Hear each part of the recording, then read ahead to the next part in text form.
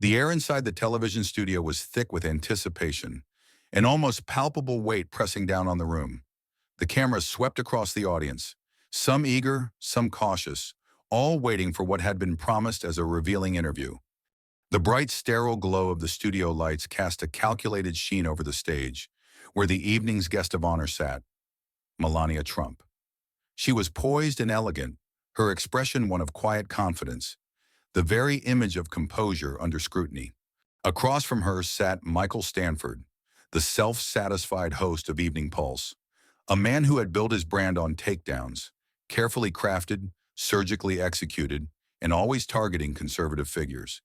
He had perfected the art of the smirk, the kind that suggested he already knew the outcome of a conversation before it had even begun.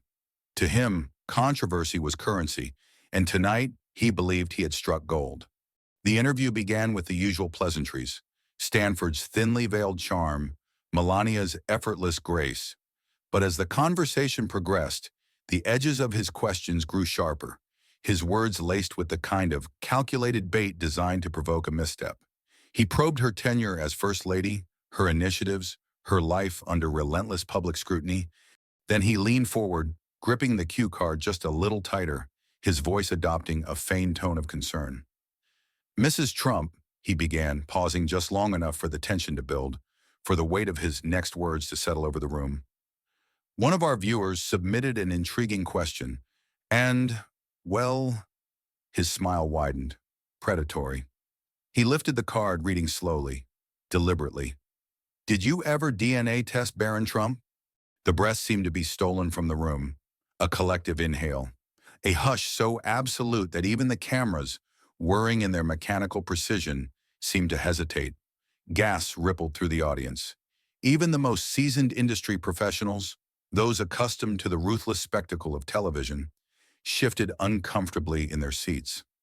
The cameras zoomed in, lenses sharpening on Melania, waiting to capture the moment, the impact, the fallout. But it never came. Melania did not flinch. She did not blink. Her sharp blue eyes flickered with something unreadable, something colder than anger, something that sent a shiver down Stanford's spine before he could fully comprehend why. And then, a rustling from the back row. A woman seated near the exit clutched her purse so tightly that her knuckles turned white. A manila folder bulged in her lap, stuffed with what appeared to be medical documents. Her lips parted as if to speak, but hesitation gripped her. An internal war waged behind panicked eyes. She glanced between Melania and Stanford, her face filled with something dangerously close to desperation. Melania saw her, and without breaking stride, she took control. "I'd like to speak directly to the person who asked this question," she said, her voice smooth but carrying an unmistakable steel beneath its elegance. The sharp cut of her words was enough to slice through the theater of Stanford's performance. His smirk wavered. Reason for the changes, he tried to interject, a flicker of frustration in his eyes as he tightened his grip on the cue card. "Oh, I don't think we need to—" But Melania was already standing. She didn't need permission. She never had. The entire studio fell into a deafening silence as she turned, her gaze landing on the woman in the back. It wasn't harsh. It wasn't accusatory. It was something deeper, something that demanded honesty without ever needing to ask for it. "I know why you really asked about genetic testing," Melania said. The woman's lip trembled. Slowly, hesitantly, she rose from her seat. Tears welled in her eyes, brimming with the weight of something too immense to hold in any longer. I didn't mean it like that," she choked out. Stanford paled. This wasn't the scandal he had expected. Melania didn't look away. The woman's hands shook as she clutched the manila folder against her chest, her voice breaking as she spoke. "My son, Tommy," she said, forcing the words past the emotion clogging her throat. "He's 14. And already 6'4". She swallowed hard, her breath shuddering. "He's growing so fast. The doctors keep ordering expensive genetic tests. I've been working 3 jobs just to pay for them." Her voice cracked, and suddenly the papers spilled from her folder, fluttering to the ground. Medical bills, test results, the cold, impersonal weight of financial hardship laid bare before the world. "Let's get back to the—" he started, his voice rising in a thin attempt to reclaim his authority. But Melania silenced him with a single graceful movement of her hand. No words, just a gesture. And for the first time in his career, Michael Stanford, master manipulator, king of media theatrics, was left speechless. Reason for the changes, the studio held its breath.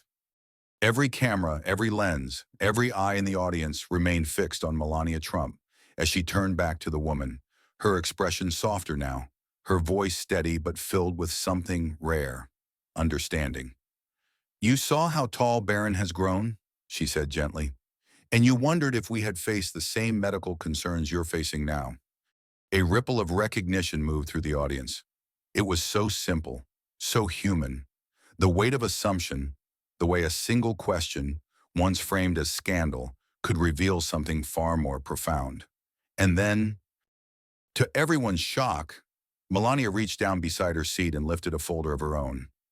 Michael Stanford, the master manipulator, the man who had built his career on crafting the perfect gotcha moments, watched in dawning horror as his carefully orchestrated takedown crumbled before his eyes.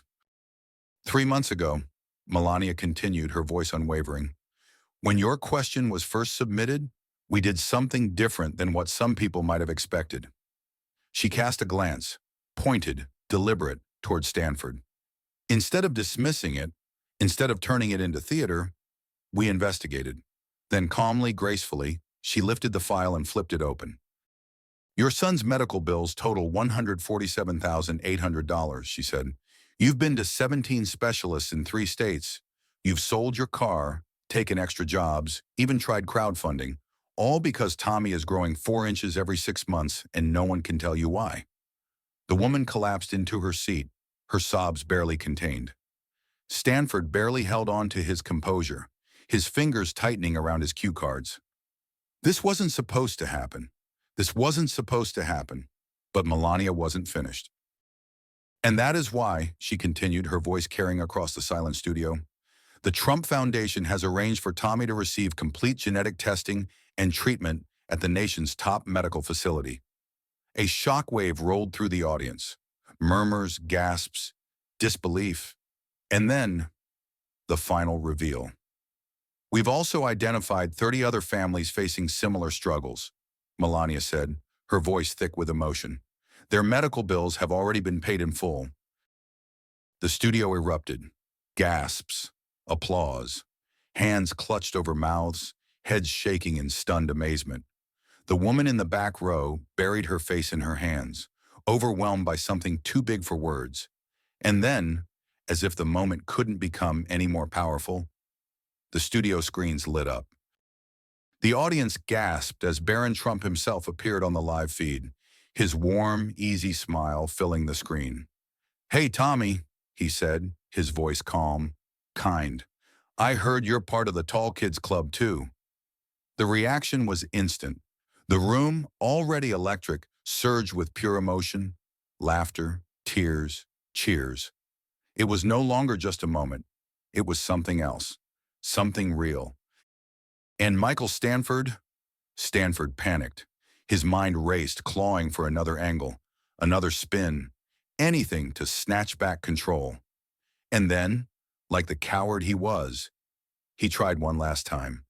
"What an incredibly sweet and compassionate young man," he said, his voice coated in the thinly veiled venom of faux admiration. Then the dig, the final act of desperation. "It's almost hard to believe he's Donald Trump's son, isn't it?" The temperature in the room dropped 10 degrees. The audience shifted. The woman's tear-streaked face snapped up in horror. But Melania merely smiled. Stanford never saw it coming. "Actually," she said, her voice calm, her accent sharp as a blade, "Barron learned compassion exactly from his father." Stanford's smirk, his lifeline, vanished. "Donald has been quietly helping families for decades," she continued. "Long before politics. Long before the cameras.